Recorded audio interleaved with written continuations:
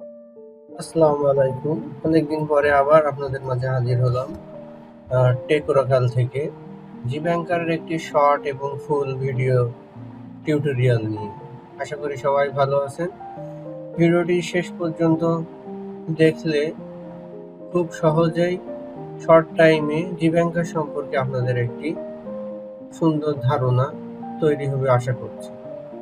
তাহলে চলুন দেরি না করে শুরু করা যাক। আগের ভিডিওগুলোতে আমি দেখিয়েছি সবার প্রথম আপনাকে আপনার প্রতিষ্ঠান থেকে সরবরাহকৃত পিন এবং পাসওয়ার্ড দিয়ে লগ ইন করতে হবে এবং আপনি যে শাখায় দায়িত্বপ্রাপ্ত আছেন আপনি সেই শাখাতেই লগ ইন করতে পারবেন। এখন লগ ইন করার পরে সামনে যে ড্যাশবোর্ডটি দেখা যাচ্ছে, আমরা যদি একটু ভালো করে দেখি, এখানে বাম সাইডে অনেকগুলা মেনু আছে এবং একটি ড্যাশবোর্ড আছে ডান সাইডের পুরোটা জুড়ে, যেখানে কিছু বার আছে, যে বারগুলোতে বিভিন্ন ধরনের ইনফরমেশন শো হচ্ছে। এখন আমরা যদি প্রথম থেকে শুরু করি, আপনার এই যে টোটাল এতগুলো মেনু সবার আইডিতে থাকবে না, এগুলো যে যেমন দায়িত্বে আছে তার উপরে ডিপেন্ড করেই মূলত এই মেনুগুলো পাওয়া যাবে। মোস্টলি ব্রাঞ্চে ইউজেবল মেনুগুলো আজকে আমি আরেকবার আপনাদের সাথে শর্টলি আলোচনা করব। আপনারা প্রথমেই পাবেন অফিস। অফিস থেকে সমিতি এবং এমপ্লয়ি। সমিতি বা সমিতি ব্র্যাকেটে ব্রাঞ্চ, যেটাই আপনারা পান না কারণ, এখান থেকে মূলত আপনাদের নতুন সেন্টার বা সমিতি খোলার জন্য এই মেনুটি ইউজ করা হয়। এখানে অ্যাড নিউতে ক্লিক করলেই এখানে অনেকগুলো ফাঁকা ব্ল্যাঙ্ক ঘর আছে, যেগুলো পূরণের মাধ্যমে আপনি সেন্টার বা সমিতি ক্রিয়েট করতে পারেন। এখানে সেন্টার টাইপে সেন্টার না সমিতি, সেইটার উপরে ডিপেন্ড করে আপনি একটি নতুন সেন্টার পুরা ঘরগুলো পূরণের সাপেক্ষে একটি নতুন সেন্টার তৈরি করতে পারবেন। তারপরে যদি আমরা আসি এমপ্লয়, আপনার শাখায় কতগুলো অ্যাক্টিভ এমপ্লয় আছে সেগুলো দেখার জন্য আপনি এমপ্লয়তে ক্লিক করলে এইখানে দেখতে পাবেন যে এমপ্লয়গুলোর স্ট্যাটাস 1 আছে, তার মানে এই স্টাফগুলো আপনার শাখায় অ্যাক্টিভ আছে। যেগুলো 0 সেগুলো কোনো কারণে হয়তো চাকরি থেকে চলে গেছে। তারপরে আছে মেম্বার। মেম্বার মেনুর ভিতরে আপনি নতুন মেম্বার ভর্তি করতে পারবেন। নতুন মেম্বার ভর্তি করার জন্য মেম্বার নিউতে যাইতে হবে। মেম্বার নিউতে আপনি এখান থেকে মেম্বার নিউ অ্যাড নিউ করার সাথে সাথে এখানে মেম্বারের বিভিন্ন যা তথ্য আছে ভর্তি ফর্ম অনুযায়ী সেগুলো দিয়ে আপনি মেম্বার ভর্তি করতে পারবেন, যার বিস্তারিত আমার অন্য ভিডিওতে আলোচনা করা আছে। মেম্বার নিউ, তারপর এখানে আছে গ্যারান্টার ভেরিফিকেশন। মেম্বারের যে গ্যারান্টার থাকবে ওনাকেও আপনি এই অপশনের মাধ্যমে ভেরিফিকেশন করতে পারবেন। যে গ্যারান্টারের যে ভেরিফিকেশন এনআইডি কার্ড আছে, ওই এনআইডি কার্ড দিয়ে এখানে সার্চ করলে ওই গ্যারান্টার আর এই প্রতিষ্ঠানে কিংবা মাইক্রো ফাইন্যান্সে যদি কোথাও উনি অন্য কোনো লোনের গ্যারান্টার হিসেবে থাকে তাহলে এখানে শো করবে। এবং মেম্বার ভর্তির বাকি দুইটি যে পার্ট আছে সেটা হলো মেম্বার অ্যাপ্রুভাল এবং মেম্বার ডিটেইলস। মেম্বার অ্যাপ্রুভাল থেকেই মেম্বারকে মূলত ফাইনালি অ্যাপ্রুভ করা হয় এবং মেম্বার ডিটেইলস থেকে মেম্বার সংক্রান্ত যাবতীয় তথ্য দেখা যায়। এখানে দেখা যাচ্ছে আরেকটি অপশন ওপেনিং এন্ট্রি। ওপেনিং এন্ট্রিতে দেখেন সেভিংস অ্যাকাউন্ট যে অপশন আছে, মূলত আপনাদের এইটাই কাজ করবে এবং মেম্বার নমুনা, বাকি অপশনগুলো থাকবে না। এই সেভিংস অ্যাকাউন্ট ওপেনিং এ ক্লিক করার সাথে সাথে নতুন মেম্বারদের ক্ষেত্রে যদি কোনো মেয়াদি সঞ্চয় অ্যাকাউন্ট মানে ডিপিএস খোলা লাগে, সেক্ষেত্রে এই অপশনটি কাজ করে। এখানে অ্যাড নিউ করার সাথে সাথে যাবতীয় তথ্য দেওয়ার জন্য ঘর উন্মুক্ত হয়ে যায়। তারপরে আছে ট্রানজ্যাকশন। ট্রানজ্যাকশনের ভিতরে 3টা মেনু আছে, disbursement, collection, correction and other. Correction and other normally তেমন কোনো কাজ করবে না শাখা পর্যায়ে। ডিসবার্সমেন্ট এবং কালেকশন, এই ডিসবার্সমেন্টের ভিতরে লোন প্রপোজাল, লোন অ্যাপ্রুভাল এবং লোন ডিসবার্সমেন্ট।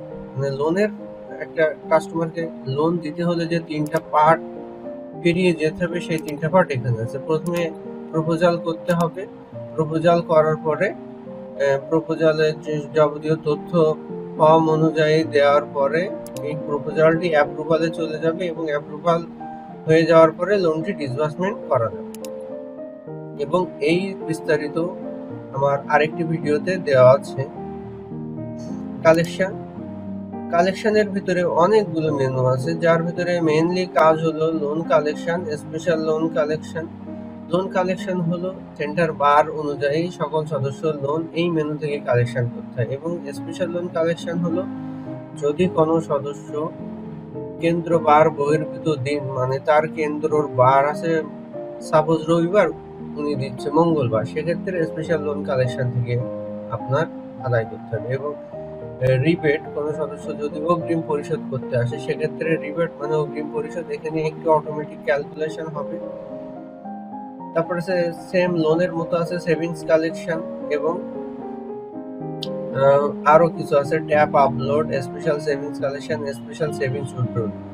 যদি আপনার কেন্দ্র বার বহির্ভূত কোনো সদস্য সেভিংস জমা দিতে চায়, তাহলে স্পেশাল সেভিংস কালেকশন থেকে জমা করতে হবে, এবং কেন্দ্র বারের সদস্যদের জন্য সেভিংস কালেকশন থেকে জমা করতে হবে। স্পেশাল সেভিংস উইথড্র, কোনো সদস্য যদি তার মেয়াদ পূর্ণ হয়ে যায় এবং সে তার সেভিংসের টাকা উত্তোলন করতে চায়, সেক্ষেত্রে স্পেশাল সেভিংস উইথড্র থেকে সেভিংস উত্তোলন করতে হবে।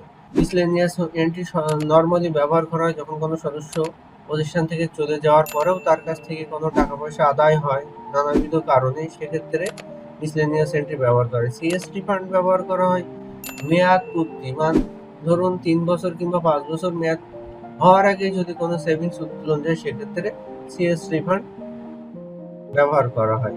কালেকশন শিট হলো একটি সেন্টার বা পুরো শাখার কালেকশনে কি অবস্থায় আছে, পুরা মাসে কে কে দিছে তার ডিটেলস কালেকশন শিট থেকে দেখা যায়। আর এই বাকি মেনুগুলো না থাকারই কথা। এরপর আমরা যদি যাই কারেকশন এন্ড আদারের ভিতরে অনেকগুলো মেনু আছে, যেগুলো সবার জন্য প্রযোজ্য না। কয়েকটি মেনু নিয়ে আলোচনা করব, সেগুলো হলো লেট ফি এন্ট্রি।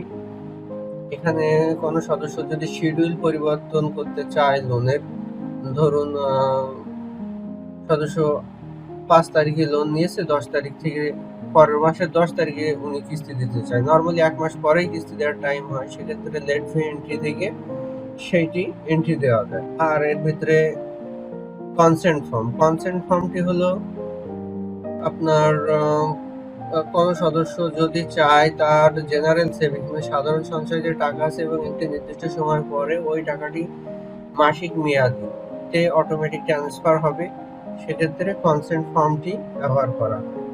আর স্টপ ইন্টারেস্ট, প্রত্যেক সংস্থার সদস্যদের ইন্টারেস্ট দেওয়ার একটি নিয়ম আছে। যদি কোনো শাখা মনে করে আমার নির্দিষ্ট কোনো সদস্যকে আমি ইন্টারেস্ট দেব না, সেক্ষেত্রে তার ইন্টারেস্টটি স্টপ করে দেওয়া যায় এই মেনুর মাধ্যমে। ট্রান্সফার নর্মালি সবার আইডিতে থাকে না, এই কারণে এটি নিয়ে আমি আলোচনা করলাম না। রিপোর্টসের ভিতরে অনেকগুলো রিপোর্টস আছে। এখানে জেনারেল দেখলেই বুঝতে পারবেন, এবং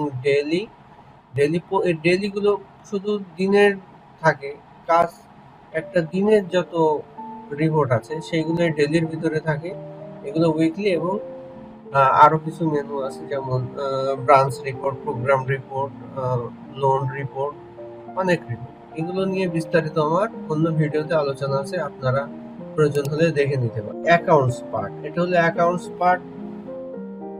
এখানে একটি অপশন আছে সার্ভিসেস ট্রান্সফার টু সেভিংস। এটি কোনো সদস্য যখন লোন পরিশোধ করে, যেহেতু লোনের কিস্তি সবসময় পরিপূর্ণ কিস্তি হয় না, কিছুটা পয়সা থাকে, সেই পয়সাগুলো শেষ কিস্তির সাথে সাথে তার সেভিংস অ্যাকাউন্টে ভাগ হয়ে চলে যায় একটা নির্দিষ্ট অ্যামাউন্ট, সেটা সংস্থাই নির্ধারণ করে।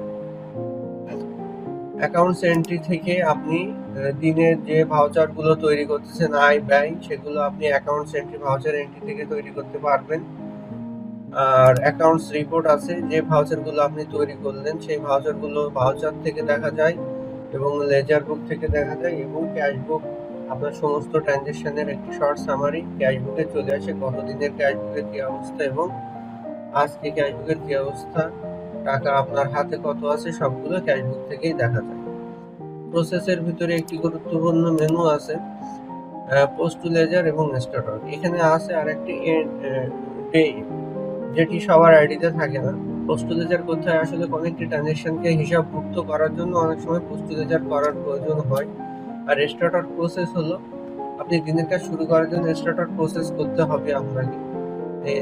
আর স্টার্ট ডে এন্ডও সেম একটি প্রসেস আছে যেটি এখানে প্রদর্শিত হচ্ছে না।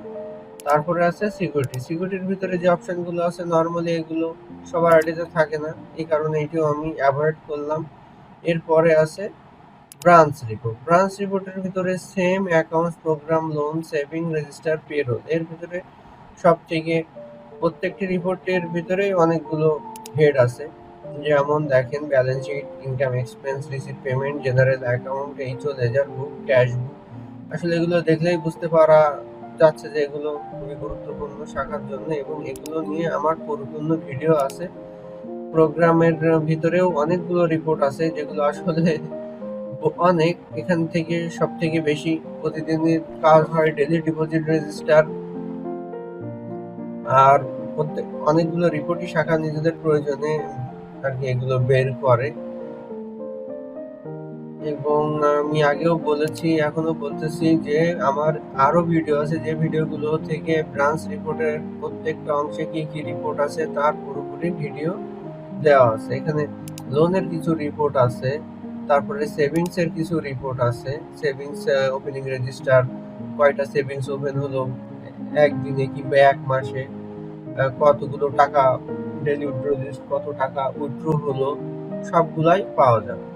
আর রেজিস্টারের আর একটা অনেকে সময় শাখা থেকে এটাকে মনিটরিং হিসাবে বলা হয়ে থাকে, যে মনিটরিং অন্য একটি সদস্য কোন তারিখে টাকা জমা দিয়েছে, কোন খাতে কিভাবে টাকা জমা দিয়েছে, ট্যাপ কালেকশনের মাধ্যমে শাখায় এসে ডাইরেক্টলি সব তথ্য এই রেজিস্টারের ভিতরে লিপিবদ্ধ থাকে। এখানে এটা হলো সেভিংস দেখার জন্য এবং এটি হলো লোন দেখার জন্য। আসলে এটি একটি শর্ট ভিডিও, প্রত্যেকটি আসলে দেখানো তো সম্ভব না, তাহলে কম করে হলেও 2-3 ঘন্টা একটা বড় ভিডিও তৈরি হয়ে যাবে। প্রত্যেকটি মেনুরই ডিটেলস ভিডিও আমার চ্যানেলে দেওয়া আছে, আশা করি আপনারা দেখে উপকৃত হবেন।